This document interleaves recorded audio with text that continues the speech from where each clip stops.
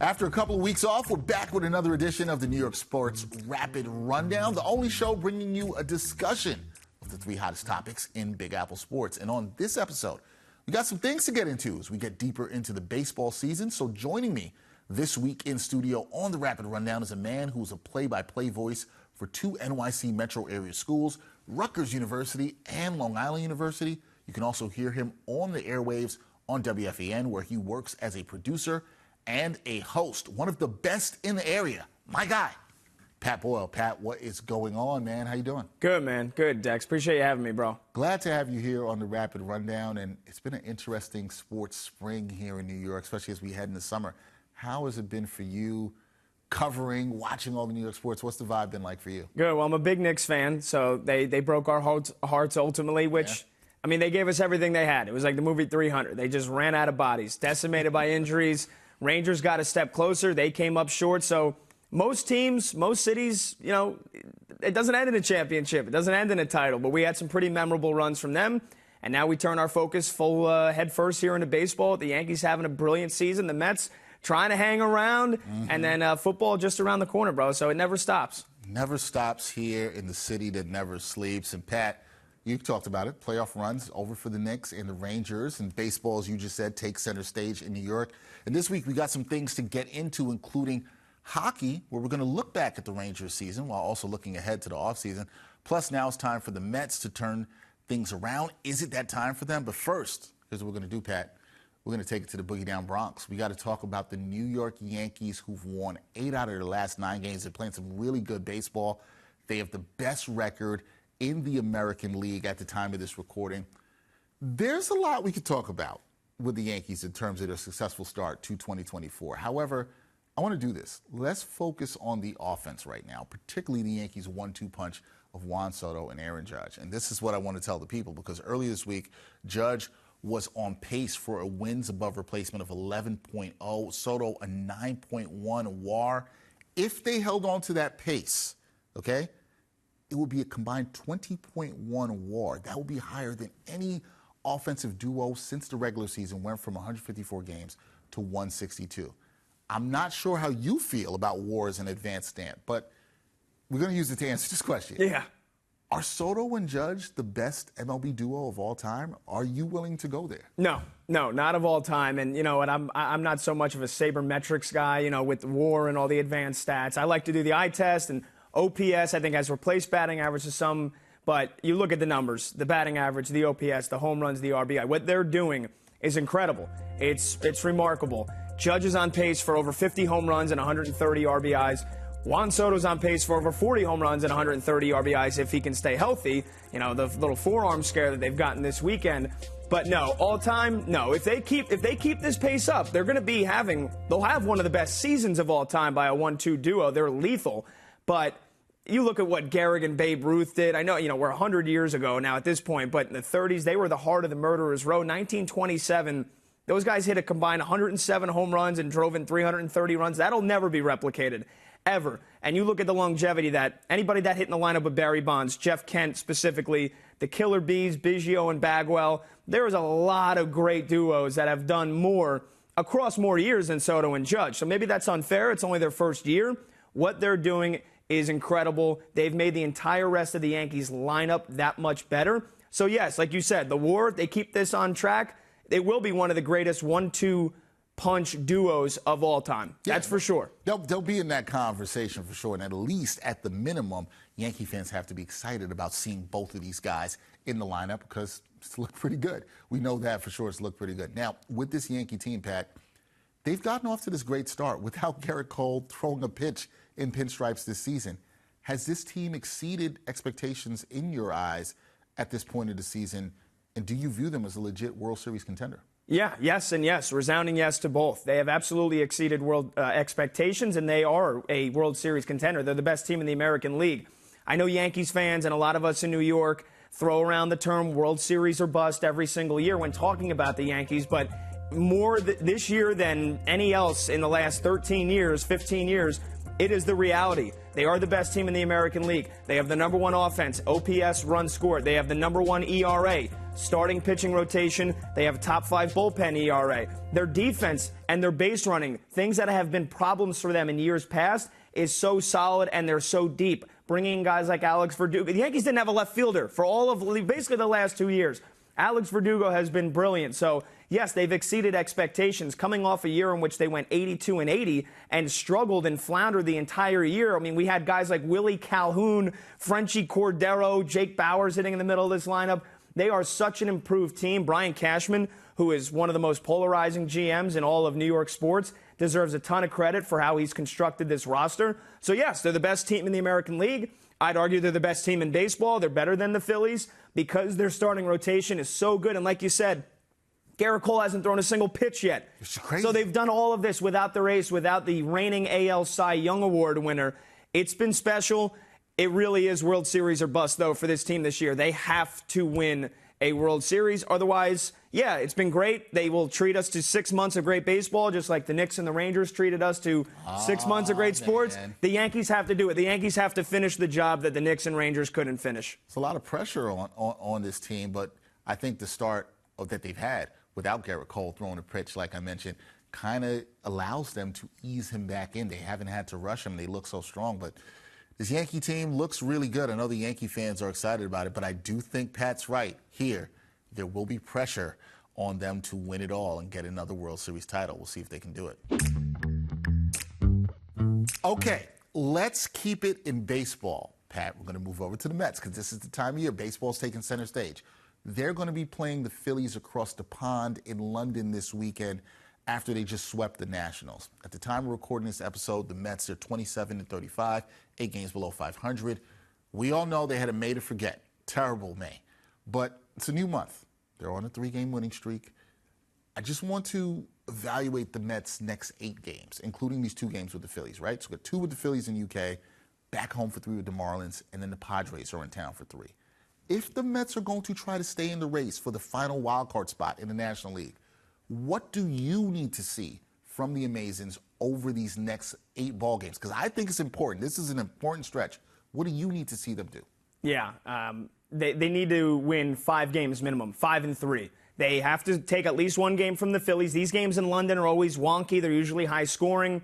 The Mets actually have some mojo for the first time, like you said, in a month and a half here. Now, they swept the Nationals. I don't want to get over the moon about sweeping the Nationals, who are a mediocre 500, sub-500 team. But, hey, you got to continue it now. You've got to take at least 1 game against the Phillies in London, really, prove yourself, prove your worth against the best team in the National League right now with a ton of eyeballs on you and a different atmosphere. They've got to step up and perform. And then the Marlins and the Padres, 2 teams that have also underperformed this year. Nobody expected a lot out of the Marlins. I think a lot of people, once again, expected a lot out of the Padres, maybe just because of the payroll. They also didn't make the playoffs last year, just like the Mets. You had the top 3 payrolls in baseball, Yankees, Mets, Padres. None of them made the playoffs last season. The Padres have continued to struggle. So against the Marlins and against the Padres, if they're going to start getting into this, hey, can the Mets save this season? If they want to keep their season going, they need to edge closer to 500. They have to win the series against the Marlins. They have to win the series against the Padres. So 2-1 in both of those series at minimum, plus a game against the Phillies. They got to win. They got to win 5 out of the next 8. All right, I like that. I like the record there. 5 out of the next 8. I think Mets fans would take that in terms of them staying alive. I think the words used was save the season. That's the mode they're in right now. Now, after the rough May that we saw from the Mets, 9-19, there was chatter about what should this team do going forward. I know you know this. You heard the calls on the fan. You saw it from fans on social media that the Mets should blow it up. I hate to talk about this. It's only June. We're not even at the Midsummer Classic yet, Pat. But should the Mets be sellers come the trade deadline, or do you believe that this team actually has a chance to be playing meaningful baseball games when we get to August and September? I don't believe that they're going to be playing meaningful baseball games August, September. So, yes, Steve Cohen, David Stearns, if you're listening, please blow the team up. Blow it up. Be sellers. Sell at the trade deadline. This core can't win. They're not going to win a championship, Dex. We saw it in 2022. That was their best chance when they won 101 games and faltered down the stretch. They crumbled in August and September of that year.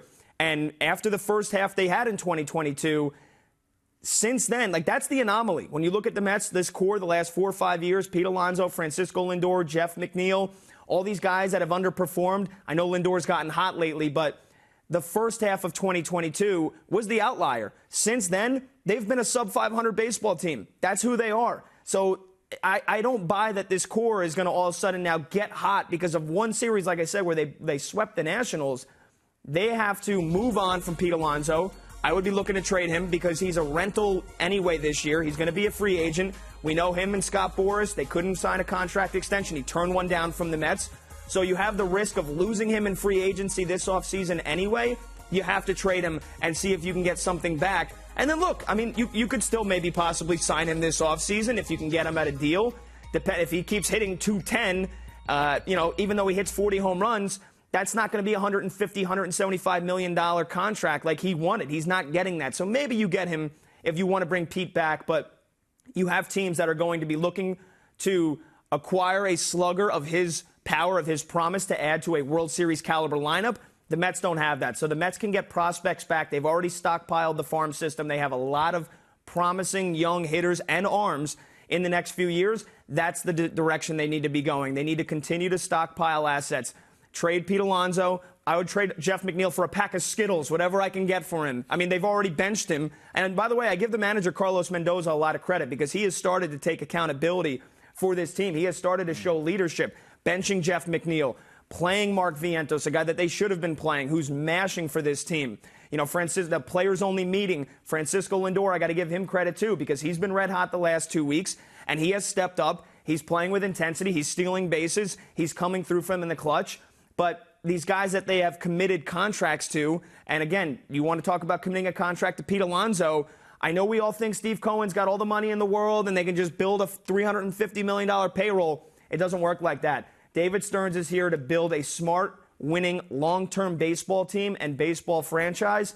So this summer coming up here, do you want to make a run at it? Sure. It'd be nice to sell the fan base that. Let's go out and let's buy. Let's give away some of these prospects that could be the future of this team, that we're hoping are going to be the future of this team. Or, hey, this year's not our year. We can't compete with the Phillies. We can't compete with the Braves. Let's sell. We can get young prospects back to add to the young litany of prospects they have. We've seen Christian Scott, starting pitcher for them, come up and really make a huge impact so far. I know they sent him back down, but I expect him to be back up in this rotation.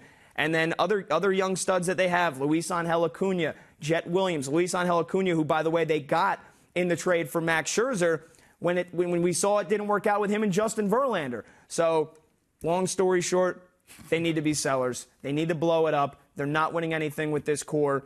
I would trade Pete Alonso. I would look to trade Jeff McNeil. I would look to trade Luis Severino, too, who, by the way, has been great for them. Big bounce back year. He's pitched very well for them. Big bounce back year for him, but he's on a one-year contract. So, again, you're risking losing him in free agency, too.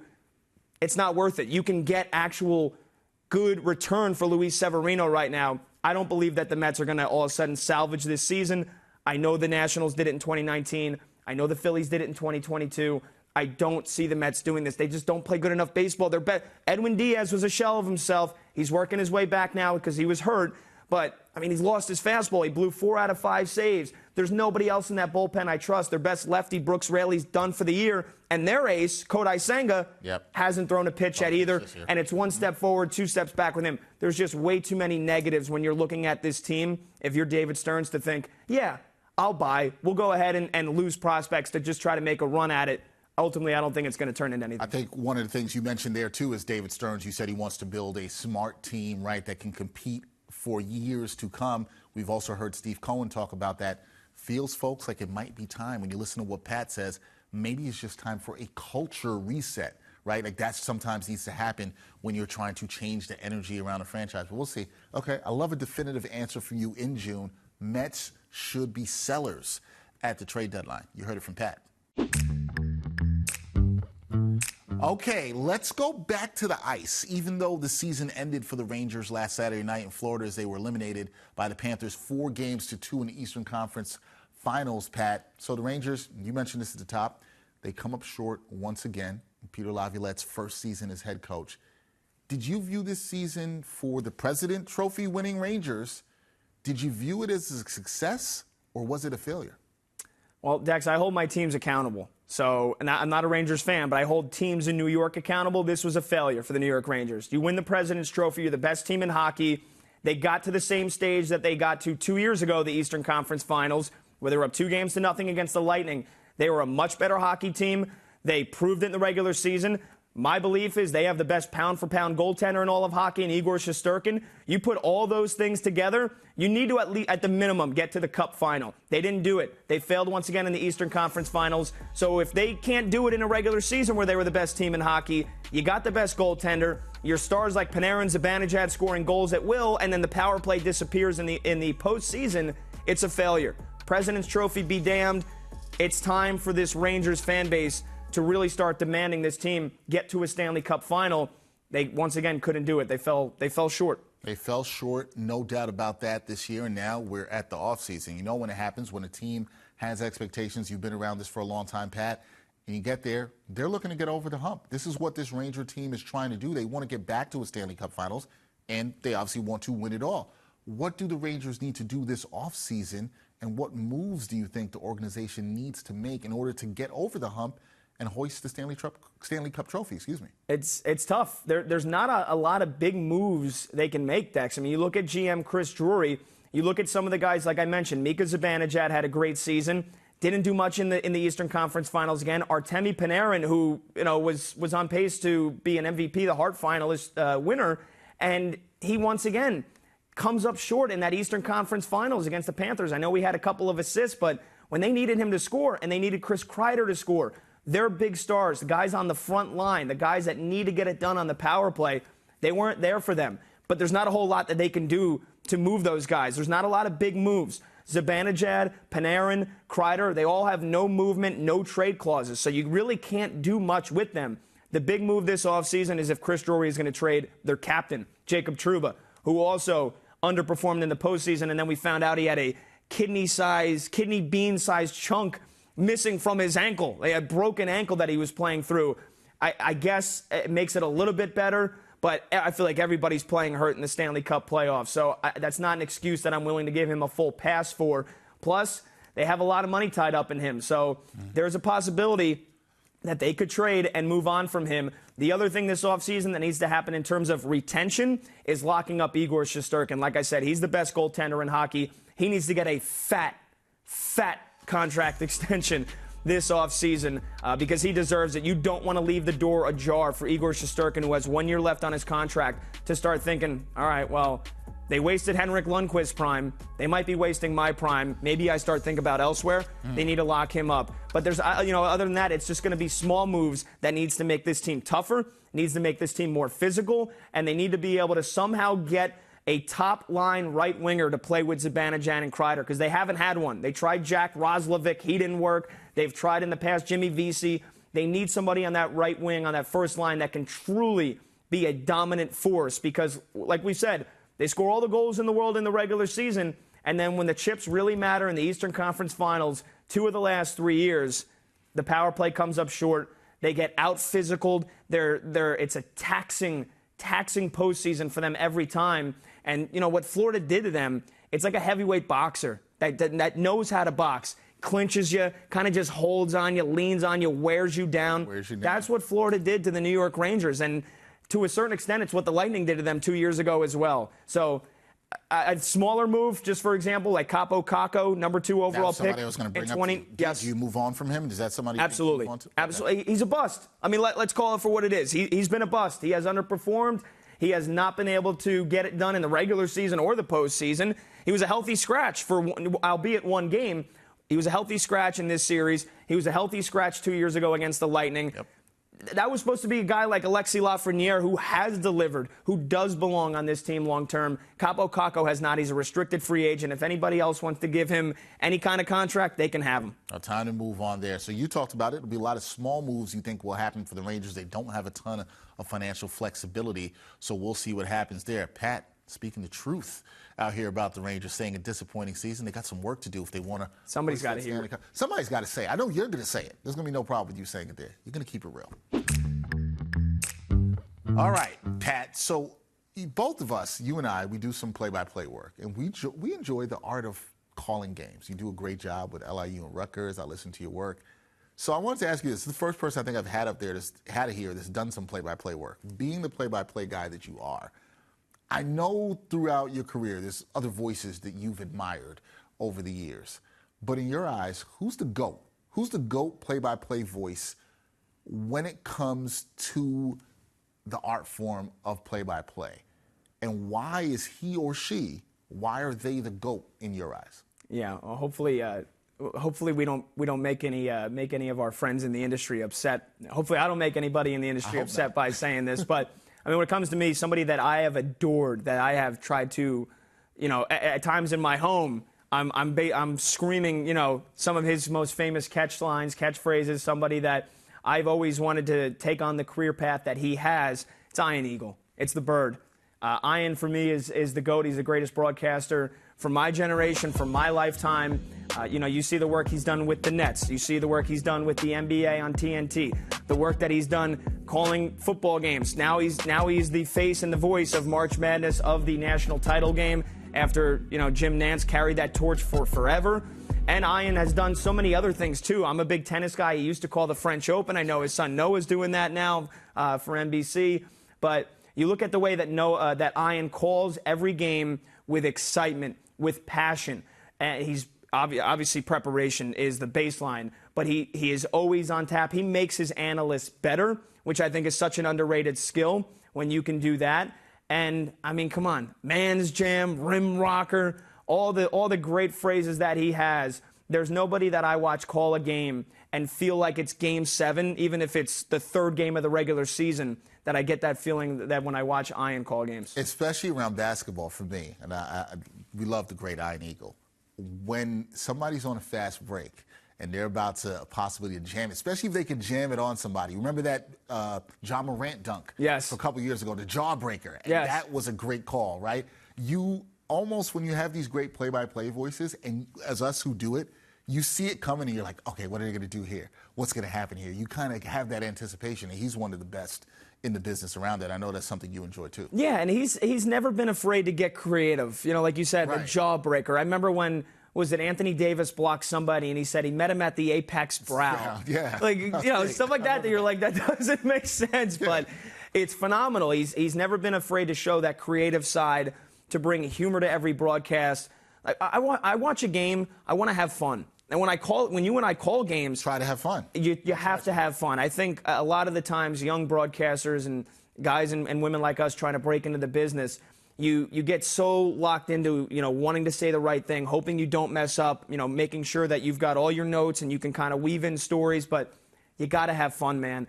Nobody knows how to have fun like Ian, and also keep the game. He keeps it simple, like as simple as possible. Obviously mixes in his stories during the broadcast, and he hits you with the important stats and the notes. But he also keeps the game simple. He lets games breathe, yep. Which I think is so underrated. So I love Ian. I think he's the best. Yeah, salute to Ian, one of the best. And I don't think you pissed anybody off in the industry. I hope not. I mean, yeah, everybody wants to be at the top of Pat Boyle's GOAT play-by-play list, but there could only be one. There could only be one GOAT. He chose Ian Eagle. I don't think there's any problems with that. If you have a problem with that, let us know, but we don't care. That's it. We're not going to care necessarily about that. That's it. It's your list. It's your GOAT list. Pat, I got to thank you for pulling up here on the New York Sports Rapid Rundown. Your first time in the seat. I think you did well. Maybe you upset some Yankees fans by talking about the pressure is coming. Maybe you upset some Mets fans because you're letting them know that you think they got to sell already. But I think you did good. Thank you. Appreciate it, Dex. Appreciate you having me, man. And look, New York sports is not for the thin-skinned. So I agree. We have it's been a long time since we've seen a championship here across any of our teams. That's true. And when the Yankees don't win for 15 years, it feels even longer. And after the Giants won the 2 Super Bowls, I mean, it's been a lot of years of mediocrity. I don't even need to address Jets fans. They are. They know what's been going on. They know what's been going on. Hey, look, I think my New York Knicks are close. I think they're championship contenders next year. The Rangers are in a position to get to the same spot they can next year. Hopefully somebody gives us a championship. Look, we talk about this a lot, obviously, on this show, but it was only a couple years ago where everybody was saying that, what is the state of New York sports? Things don't look great. It doesn't feel great. But you know what? The vibes ain't bad. The vibes are not bad at all. Everybody, Check out Pat Boyle, his great work that he does for Long Island University on the play-by-play. Same thing with Rutgers as well. You can also check him out on The Fan. Sometimes I'm doing updates with this guy in The Fan. We're sometimes in the same studio. We're breaking down Kendrick Lamar, Drake beef. Yeah, we talked about Kendrick Lamar and Drake beef. You know, your boy took an L here, and Kendrick took it. I'm glad you can admit that as a Drake fan. I still listen to Not Like Us like once or twice a day. You know what? You're doing the right thing. You're doing the right thing. I'm glad you can appreciate it. Check out Pat and his great work. Pat, thank you for joining me, and we'll see everybody next week on the New York Sports Rapid Rundown.